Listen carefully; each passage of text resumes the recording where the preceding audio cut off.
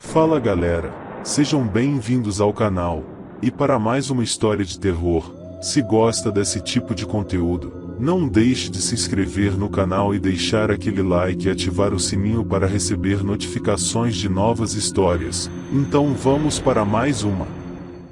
A Vingança do Morto.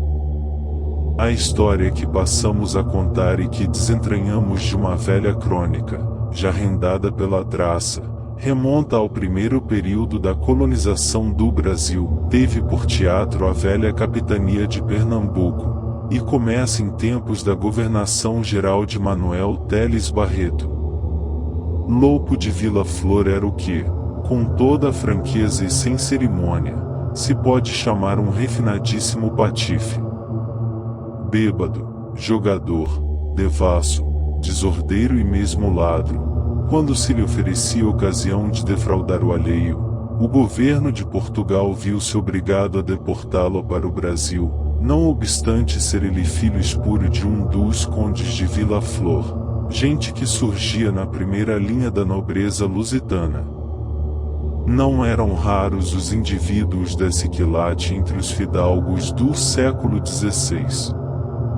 Os extensos privilégios de que gozava a nobreza, a noção errônea e perniciosa do demérito trazido pelo trabalho, a divisão social de classe, a frouxidão da justiça, embaraçada e desvirtuada pela incompreensão do princípio de equidade, uma pesada ignorância, fanatismo e preconceitos de toda a casta influíam tão diretamente na depreciação do caráter, que até príncipes herdeiros presuntivos da coroa, como esse filho de Henrique IV de Inglaterra, e outros, figuram às vezes na tradição como heróis de orgias, onde da bebedeira se passava ao roubo e ao homicídio, sendo, em seguida, tudo isso lavado da consciência por uma rica dotação a um convento ou uma peregrinação aos grandes centros de devoção cristã em Jerusalém, Roma, Santiago, etc. Ora, nestes casos estava o herói da presente história. Filho do conde Vila Flor com a viúva de um fidalgo que morrera na Índia, pelejando pelo lustre das quinas portuguesas, Lopo fora criado com todo o carinho e mais que exagerada solicitude no faustoso solar do conde. Crescerá sendo-lhe permitidas pelo pai todas as extravagâncias, e cedo os fâmulos e servos começaram a suportar o gênio caprichoso e brutal do fidalguinho, sempre desculpado pelo velho conde, que por ele tinha um afeto vivíssimo. Chegando à idade viril, Lopo começou, dilatado assim o campo das suas aventuras, a exercer a sua índole, mas nos simples camponeos, que o tinham por verdadeiro demônio, cotidianamente chegavam ao pai notícias de espancamentos, desrespeitos a donzelas, e perversidades de toda a espécie praticadas pelo seu Benjamim. E tanto este cresceu em audácia e cinismo que um dia levantou mão criminosa contra o pai, quando o repreendia por certo delito. Indignou-se por tal forma o velho e honrado conde, com esse iníquo procedimento do infame, que, fazendo calar o grande amor que lhe consagrava, o expulsou da casa paterna, cobrindo de maldições. Então Lopo de Vila Flor passou-se para Lisboa, onde, em consequência do alto conceito que gozava sua família, recebeu logo ao chegar favorável acolhimento na corte. Cedo, porém, revelando o degradante fundo do seu caráter, incompatibilizou-se com a sociedade lisboense, e a polícia do rei viu-se obrigada a deportá-lo para o Brasil, onde não seria tão prejudicial, por ser este país uma terra larga, dizia o alvará que o remeteu. Eis o personagem que vai figurar como protagonista da presente história. Com a mudança de ares não modificou Lopo seu comportamento, e a população de Olinda contou-o desde o dia da sua chegada com mais um flagelo em seu seio. A sua vida decorria entre o bordel, a taverna e a espelunca, atribuindo-se-lhe grande número de desacatos às pessoas e lesões às propriedades. As coisas chegaram a tal ponto que o ouvidor lhe moveu séria perseguição, e o nosso Valdevinos, para furtar-se às garras da justiça, evadiu-se de Olinda, por uma madrugada, buscando a Vila do Cabo. Com isto contentaram-se os moradores da velha capital pernambucana e o ouvidor deu por fim da sua missão. A nossa, porém, irá mais longe, e nessa batida não abandonaremos mais o tresloucado fidalgote. Havia 2 horas que Lopo de Vila Flor cavalgava em direção ao cabo, e o sol já vinha rompendo, quando percebeu na sua frente um outro cavaleiro que seguia a mesma direção que ele. Lopo, interessando-se em saber quem era o cavaleiro, deu de esporas à égua que montava, e em breves minutos emparelhava com o matutino viandante. Era de Sancho, jovem fidalgo seu conhecido, bom rapaz, porém um tanto amigo do jogo, fato que permitiu a Vila Flor travar com ele relações em uma espelunca.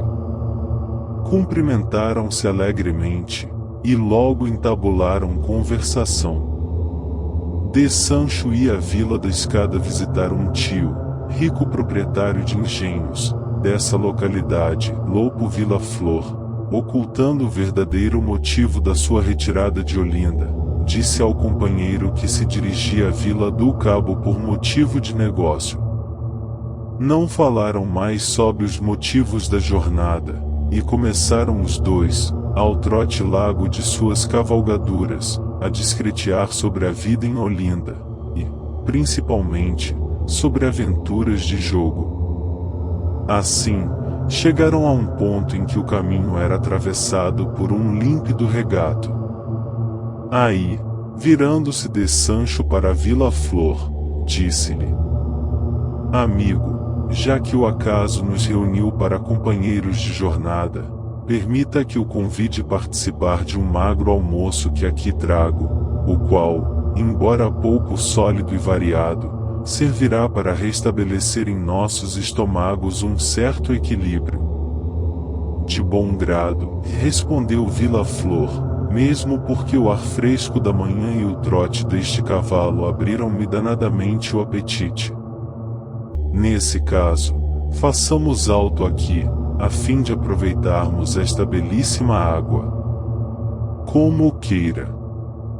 Apearam-se, amarraram os cavalos no tronco de um espinheiro, e sentaram-se comodamente na barranca a fim de apreciarem o almoço, que constava de uma boa lasca de presunto, um requeijão, farinha de mandioca e um botijão de excelente vinho português. Comeram e beberam melhor, tudo na mais satisfatória harmonia, e, terminada a refeição, Lopo disse para o companheiro: Para que a nossa pequena festa seja completa, devemos agora jogar alguns cruzados numa pequena parada. Mas onde estão os dados? Tenho-os aqui. Todavia, não jogo, pois não venho suficientemente abastecido de dinheiro. Nem eu também me acho folgado. No entanto, 20 ou 30 cruzados que se percam não aleijam ninguém, nem pelo temor de perdê-los deve-se deixar escapar tão boa ocasião. Vá lá, porém, com uma condição. Aceito-a desde já. É que, quando qualquer de nós tenha perdido 40 cruzados, não se jogará mais. As 1000 maravilhas. Todo o meu dinheiro é apenas 50 cruzados e assim me ficarão ainda 10 para os gastos. Convém observar ao leitor que 50 cruzados, ou por outra 20.000 réis, eram naquele tempo uma quantia assaz importante, a regular-se pelos ordenados dos governadores gerais, os quais, embora representassem a pessoa real e tivessem um mando que ia até o direito de morte em peões e gentios, apenas percebiam 400 cifrão 000 anuais. estabelecida preliminar da suspensão do jogo. Logo que um dos parceiros perdesse 40 cruzados, Lopo de Vila Flor tirou do bolso do gibão uns dados de osso, e começou a partida, tendo cada um parado 10 cruzados de mão. Lopo perdeu, e de Sancho embolsou o dinheiro. Seguiu-se uma outra partida, também de 10, e Lopo tornou a perder. Já um tanto impaciente, Lopo jogou numa terceira partida o resto dos 40 cruzados da convenção, isto é, 20.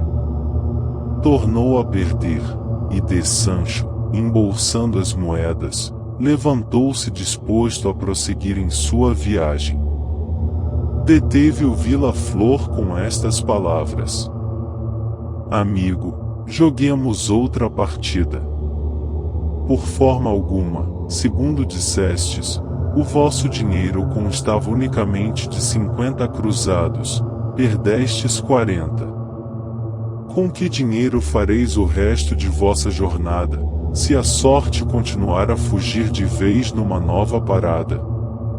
Eu tenho por princípio inabalável não restituir dinheiro ganho em jogo, ainda que o perdesse o meu próprio pai, e, depois, foi a condição que ditei antes de começarmos o jogo. Com que, então, de Sancho, redarguiu o colérico filho do conde de Vila Flor, me arrancaste 40 cruzados e assim me deixais no meio da estrada, quase sem dinheiro para pagar a hospedagem na primeira albergaria. Permiti que vos diga, senhor de Sancho, que vosso procedimento se assemelha muito ao de um bandido de estrada. Senhor Lopo, se a nobre família de Vila Flor tem por hábito tragar, sem número protesto de ponta de espada, insultos como os que acabais de proferir, nunca de Sancho de Miranda, em todos os seus descendentes, até o mais longínquo futuro, sofrê-las-á sem responder ao atrevido, enristando-lhe o ferro dos desagravos honestos.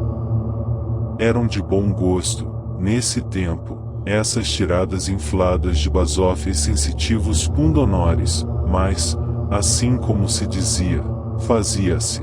E, seguindo a regra, de Sancho procurou desnudar a espada.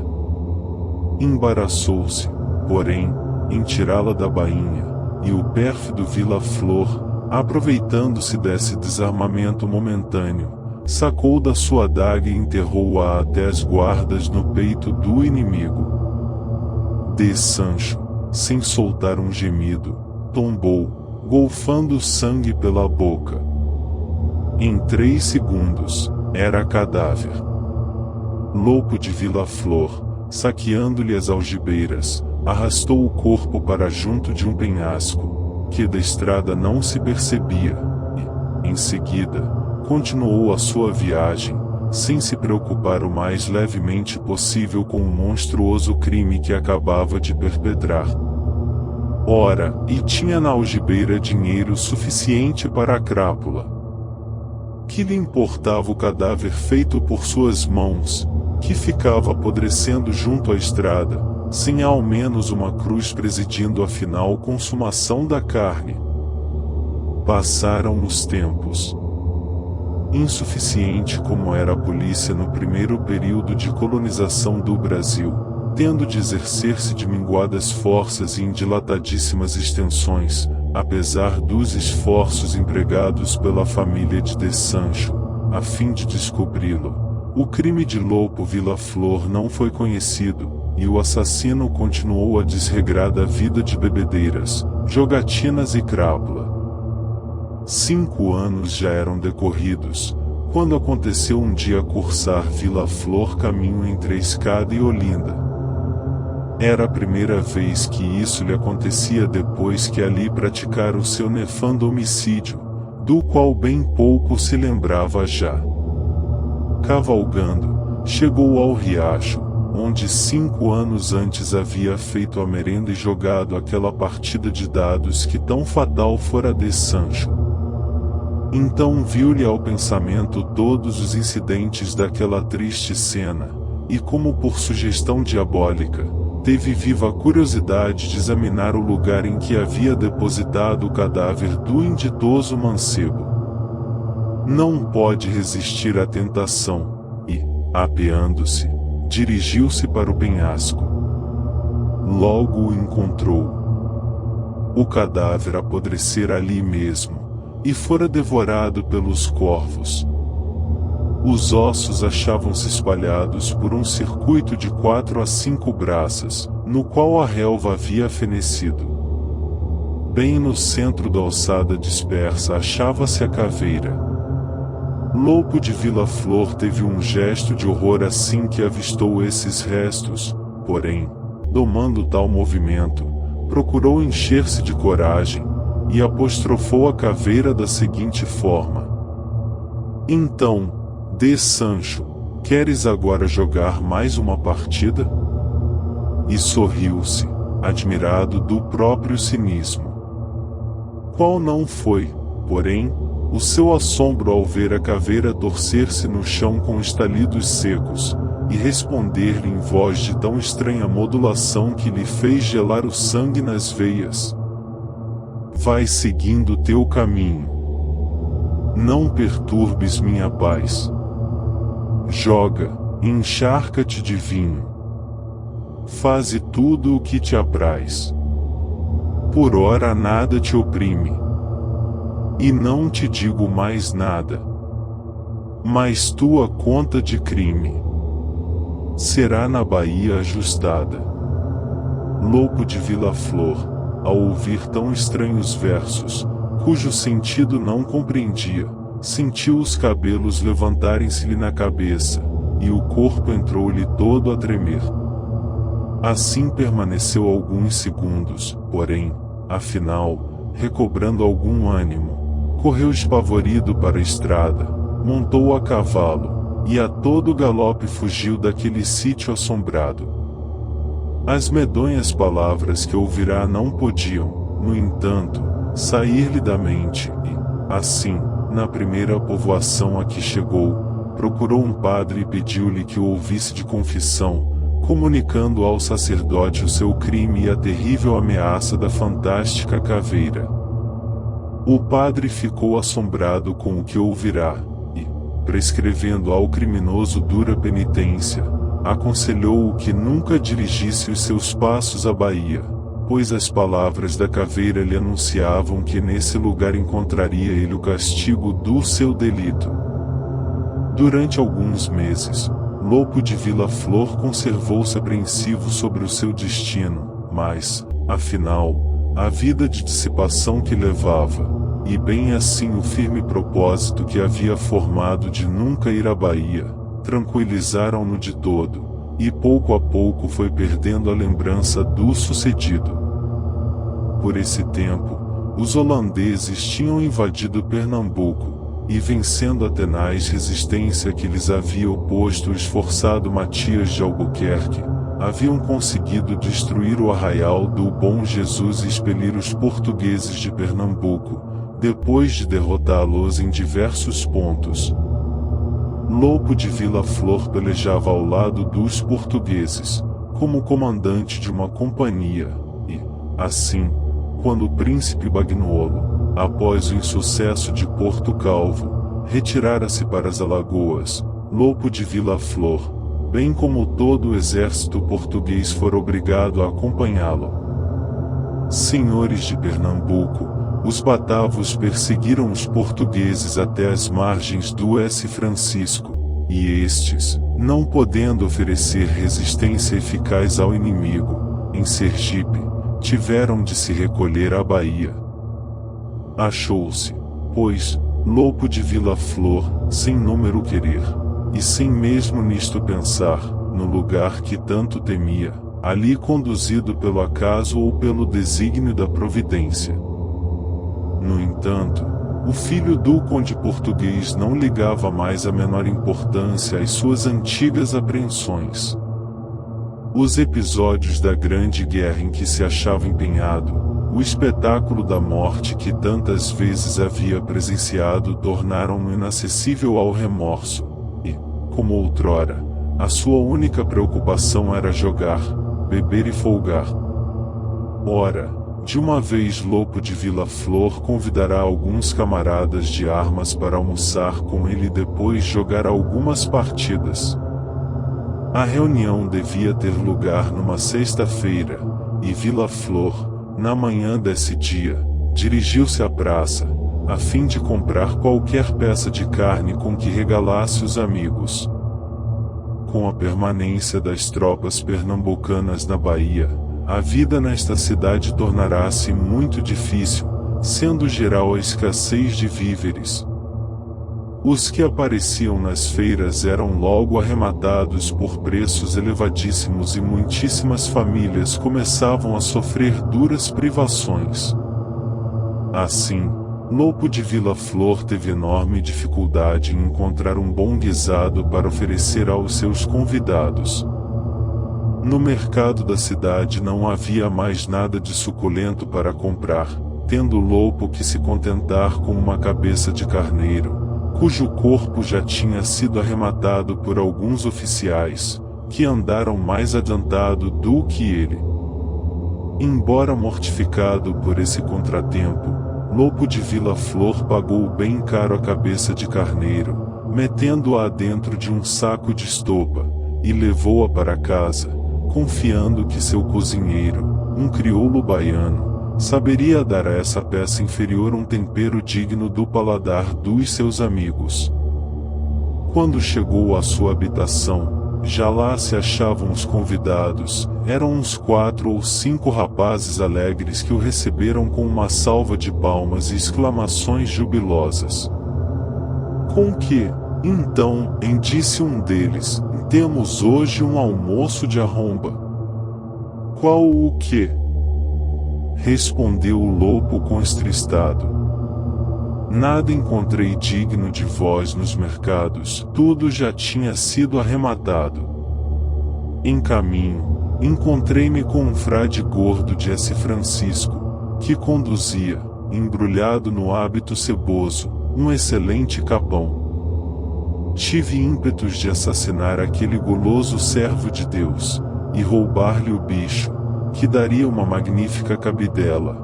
Porém temi encontrar-me no inferno com aquele patife, o qual, por seu compadresco com o diabo, me obrigaria a restituir-lhe o frangão. Uma gargalhada acolheu essa tirada.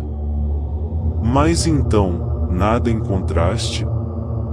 Isso não, aqui trago uma bela cabeça de carneiro, que, sendo confiada à habilidade do nosso Lourenço, que em matéria de cozinha é mais perito do que o seu primo Henrique Dias em questão de guerrilha, nos dará um almoço regular.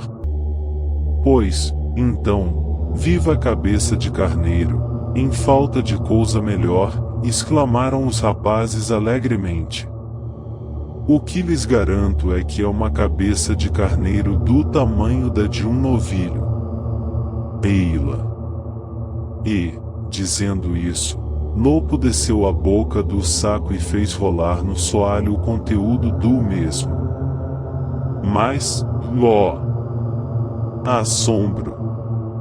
Em lugar de uma cabeça de carneiro, rolou na sala, a espadanar sangue, uma coisa monstruosa.